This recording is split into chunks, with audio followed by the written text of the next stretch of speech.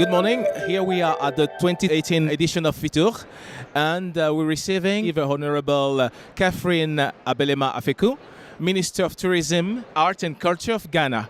Welcome, Akwaba. Thank you, Frank. Good to have me here on your show. Thank you very much. So we are very, very happy, very pleased to have you here. And my first question will be, what Ghana has to show to the public? First, I have to thank you for the good work you're doing, showing positivity of Africa. When it comes to tourism and Ghana, we're repositioning and rebranding Ghana as a tourism destination. Ghana has been always a tourist destination since the 14th century. If you look back in history, we welcomed the Europeans, the Spaniards, to our shores. So we've always had a welcoming country, hence the Akwaba greeting. But we have so much to offer, but we have not shared that with the world. So since we assumed power, tourism has taken on a different focus. We've seen it as an economic force that we can easily employ a lot of young, dynamic people through training into the hospitality sector. So we are refocusing how we sell Ghana to the tourism market. That's why we are participating in Fitur, in a lot of fairs. But what is unique about Ghana is our friendliness. It's the friendliest nation south of the Sahara. We're very welcoming, we're very a literate society, and a lot to see in terms of ecotourism, adventure, culture, heritage, beaches. There's so much to offer, but for us, our biggest asset is the people. According to what you just said, Minister, I want to know what are your action plans to promote the tourism, the specific action plans and strategy of communication? For the last 12 months, we assumed power a year ago. For the last 12 months, we did our research and we realized that marketing, product development and marketing was weak.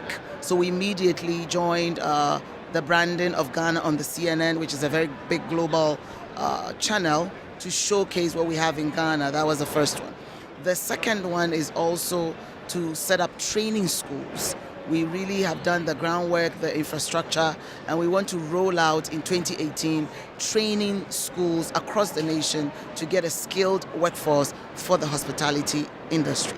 And the third one is one iconic project that will change the face of tourism in Ghana. It's called the Marine Drive Tourism Investment Project. It's 3 kilometer, 240 acre land where we want to develop that into an entry point for tourism, where you see that in the Canary Islands, eBiz, all the other major tourism hubs, they have a place where the seafront is facing the city. But you know, back home, Ghana has 560 kilometers of beach line, and it is not developed for tourism. So this is the first major development that we have embarked on, Marine Drive, to turn the sea to face the people. So we actually have a boardwalk, hotels, eateries, cultural hubs, conference centers. It's really major, and that is what this ministry is focusing on to drive tourism into the country. What kind of visitor do you receive in Ghana, and how many visitors do you receive per year? And what are you forecasting for the next visitors to your country? We came in 2016, 2017, the figures are 1.3 million inbound visitors. But within the country, which is also one of the strategies, domestic travelers, 3.5 million. So we see that there is also a focus to harvest inbound tourism, but as well as promoting domestic tourism. So we actually forecast in the next 5 years to get 5 million people. 5 million people to come in. And what would we do? We're hoping that we can ease visa restrictions. So we have e-visas already for African countries, but we want to get more the European markets to have visa on arrival, which we already do. But we want to streamline that. It should be a bit seamless and easier. We have it, visa on arrival, but we want to make it easier where you can do online in your countries before you come in. So that's one of the major hurdle that we want to overcome to ease the entry points for visitors. The second one is also to beef up marketing strategies, partnering with companies such as yours to sell Ghana, to show what we're doing in Ghana to the world. And the third and final piece for us is to develop an iconic project like Cocoa Museum along the coast of West Africa.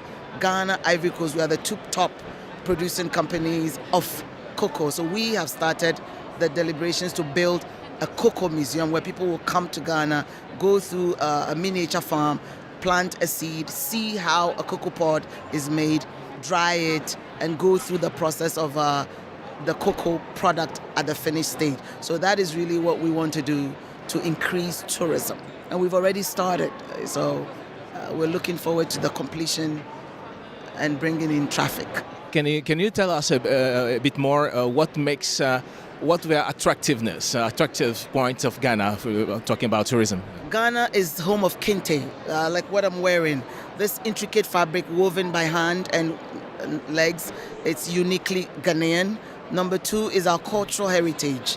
The kingdoms, the Ashantis, and all the other empires that are still intact. So we have a cultural heritage that has not been diluted by Western civilization. It's still there. We have the heritage of our people, the clans that we showcase in our festivals. And we also have unique habits. Ghana is friendly, it's safe, and it's secure. So these are some of the areas. And then the cultural antecedent of the slave history. We have 34 heritage sites of the slave castles and forts, the dungeons, that people can actually come back and have the remembrance of what it took for our brethren to go through the passage.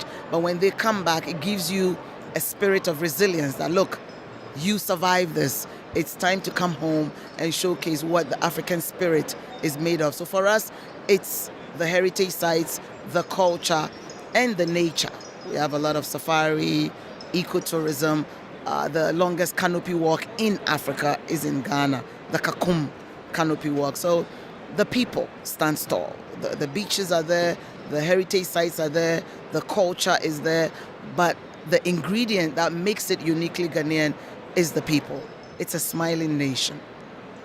Now, do you consider yourself an extraordinary woman because you're a woman, you're African, and we see you as a minister, we see you as an extraordinary woman because you're a role model. What the message you will give to the young people who are watching you, are following you? Believe in your dreams. As a woman, I'm actually with my sister, colleague ministers, women ministers, we're pushing to get women in tourism as a commission with the AU. Women have to support each other. Mentoring is one of the things that I'm very passionate about. But we tell young girls to believe in themselves, believe in your dreams, and always go for what your heart tells you to do. Believe in yourself. That's the key. You always get people who say no, always telling you can't do. But if you have a core belief system that, yes, you can do all things through the omnipotent who strengthens you, then you can do and achieve a lot. But it starts with a belief system in yourself, knowing that you're capable of achieving whatever you have been placed on this earth to do. I'm here to serve Ghana. I'm here to sell Ghana. And another young girl can emulate and even do better. Now, the last question. Feel free to say a message to the followers. I would say we say Akwaba to eBiz Africa. We want to see more of such positive reportage on Africa, and we invite each and everyone watching to visit Ghana to experience the culture of rhythm, smiling nation, and above all, the kente and cocoa heritage, Akwaba. Thank you very much. So, ladies and gentlemen, from Abelema Fitur 2018, we had the opportunity to receive Catherine Abelema Afeku, Minister of Tourism and Arts of Ghana. Thank you very much. We keep on informing. Thank you.